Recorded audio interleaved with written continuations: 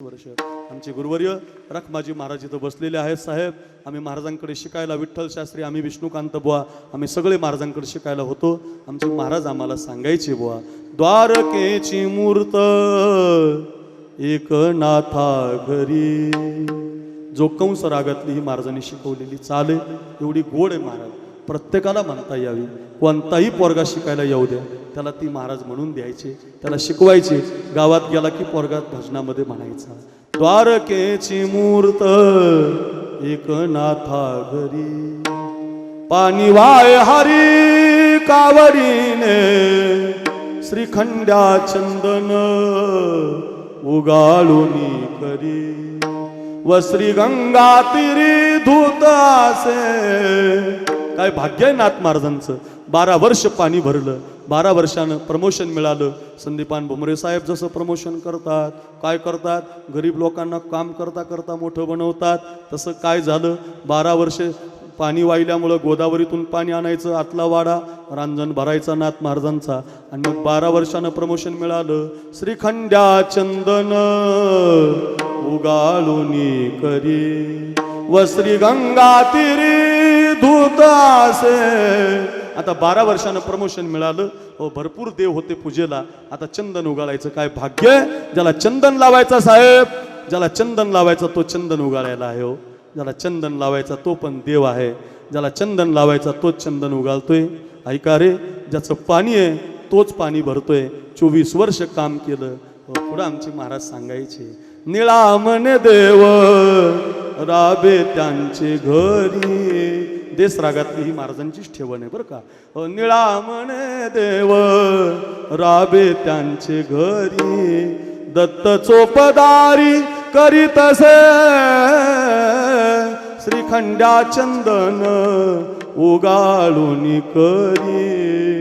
इतक्या सुंदर चाली महाराष्ट्रात फक्त आम्हाला साहेब गुरुवर्य मोठ्या महाराजांनी शिकवल्या. आज आम्ही सगळे आहोत ना इथं, पण नाही नामदेव महाराज. मी जर अजून चाली म्हणायला गेलो ना, आमच्या महाराजांच्या डोळ्याला अश्रूच्या दार. आमचं कसं आहे, आमच्या महाराजांना कौतुक केलं ना तुम्ही. आता तुम्ही माझ्या गळ्यात हार घातला ना साहेब, इतकं हृदय महाराजांचं भरून आलं असं. हे महाराष्ट्रात फक्त आमचे महाराजच आहेत. नाही तर त्यांनी संस्था काढली म्हणून इकडचा गुरु म्हणतो आपले पोरं त्याच्याकडे कसं काय गेले असे महाराज. पण आमचे महाराज, अरे रे रे. मी चिंचखेड नावाचं गाव आहे अंबड तालुक्यात. महाराजांच्या बरोबर सप्ताहाला गेलो होतो. आणि त्या सप्ताहामध्ये आम्ही सगळेच होतो, 100 विद्यार्थी. तिथल्या एका माणसाचे महाराजावर फार उपकार होते. महाराज गरीब संसार करत असताना त्या माणसाने महाराजांना सांभाळलेलं होतं. महाराजांनी 100 विद्यार्थी नेत असताना त्यांना बोली केली की बा, हे पोरं संस्थेत पोरं असतात, पण बाहेर आल्यावर माकडं असतात, बाहेर गेल्यावर वानर असतात. ही मुलं हे इथं ऐकतात म्हटले माझं, पण तिथं आल्यावर तुमचे मोसंबीचे बाग आहेत, संत्र्याचे बाग आहेत, आमचे पोरं वानरासारखे आहेत, तुमच्या मोसंब्या खातील, झाडं तोडतील. हे इथं ऐकतात पैठणमध्ये माझं, पण तिथं आता मी प्रत्येकाला कसं सांभाळणार. म्हणजे ते म्हटलं काय होतं मग, मोसंब्या पोरांसाठी नाही तर मग कोणासाठी. एवढ्या थाटात ते महाराज साहेब म्हटले ते माणसं. महाराजांनी आम्हाला सप्त्याला नेलं, मला आठवतं. आणि सप्त्याला गेलो साहेब आम्ही तिथं. आता आम्ही पोरच महाराज, मी 8वीला होतो, विठ्ठल शास्त्री 10वीला असतील. आम्ही असे सगळे पोरं शिवानंद बुवा तिथं सप्त्याला गेल्यावर मोसंब्या खायची पद्धत अशी, 10 मोसंब्या खायचो आणि 10 जे आंबट लागल ते फेकून द्यायचं. आता 100 पोरांनी मोसंब्या तोडल्या आणि खाल्ल्या. एका दिवसात अर्धा भाग खाली झाला. हो, मालक तापला महाराज. मालक महाराजांकडे गेला, महाराज काय तुमचे पोरं आहे ते मोसंब्या खातात, तोडून टाकतात, खायनात का पण तोडून टाकतात. महाराजांनी सांगितलं तुला अगोदर सांगितलं होतं बाई, पोरं इथं ऐकत नसतात, ते वानर आहेत, माकडे आहेत. आता मी कसं सांभाळतो मला माहिती आहे. ते त्याने काही ऐकलं नाही. आणि असा मंडप होता महाराज. जवळजवळ 12 वाजेपर्यंत, सकाळी 8 वाजल्यापासून रामकृष्ण हरीचा जप असायचा. महाराज जप करत होते, गळ्यामध्ये विणा होता. माझ्या डोळ्यासमोरचं चित्र आहे. आणि त्यांनी महाराजांना अपशब्द वापरले. महाराज त्या मंडपातून बाहेर आले साहेब. माझ्या डोळ्यासमोरची, आमच्या सगळ्या विद्यार्थ्यांच्या समोरची घटना आहे. काय कुठून वारं आलं, कुठून वावटळं आली. सगळा मंडप दान कुंदिशी खाली पडला. यज्ञ मोडला, मंडप खाली पडला. आश्चर्य झालं. लोटांगण घातलं गड्यानी. महाराज म्हटले आता मी सप्ताह करील, पण सगळ्या पोराला कपडे घ्यावे लागतील तुला. मोसंब्या पण गेल्या आणि कपडे पण आम्हाला त्यांनी घेतले बरं. बाबा पुढे आहे ना बा, हे आमचे निगमानंद महाराजांच्या संस्थांचे मठाधिपती, मोठा महात्मा. आमच्या महाराजांकडे काही दिवस होते. आज मोठा जोरात टाळी वाजवा बाबांचा. मोठा गड आहे मच्छेंद्रगड, गेवराई तालुक्यामध्ये, बीड जिल्ह्यामध्ये, शिरूर तालुक्यात.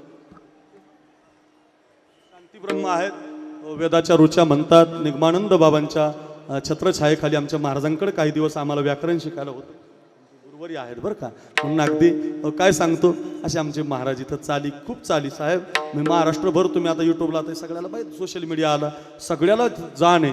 युट्यूबला माझ्या इतक्या चाली आहेत, त्या सगळ्या चाली आमचे गुरुवारी रखमाजी महाराजांच्या आहेत. आणि त्यांच्या चालीमुळं मोठा झाला.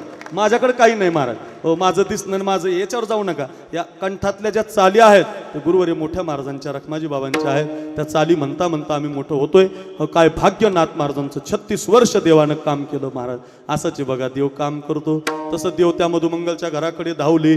धावता धावता एका झाडाखाली तो मधुमंगल बसलेला दिसला.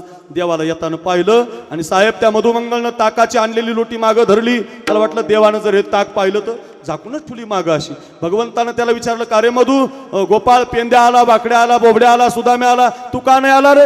यायचं होतं की, काय झालं नाही यायला? तो म्हटलं, देवा आम्ही गरीब येत ना रे. कानोबा तुझी होंगणी चांगली, आम्हासी का दिली वांगुली रे. हे स्वर म्हणजे आमच्या महाराजांनी दिलेला आहे. तो थोडासा बेसूर झाला तर मला जमत. आम्ही महाराजांचे शिष्य आहेत. विण्यावर भजन घेतलेलं आहे. महाराजांच्याकडे शिकणारा पोरगा स्वरातून जाणारच नाही. स्वर गेला त्याचा की महाराजांनी विनाच हाणला म्हणायचं त्याला. टाळ, मला इथं ओळख नाही एक, महाराजांनी विनाने हाणलेलं आहे मला. त्याच्यामुळे माझा स्वर कधी जात नाही, मला जाणार पण नाही. का? विना हाणलेला आहे ना. विण्याची तार डोळ्यात मेला तरी चालेल, पण स्वर आला पाहिजे. एवढा शिकवणारा आवलिया साधू म्हणजे आमचे मोठे महाराज बरं का. म्हणून अगदी बाबा बसलेले, काय बोलावं महाराज. मी मगाशीच तुम्हाला म्हटलं ना, उपकार सांगता येणार नाही, म्हणून अगदी ऐका. काय काय काय असं झालं बुवा. हो, कानोबा तुझी घोंगडी चांगली, आम्हासी का दिली वांगुली रे.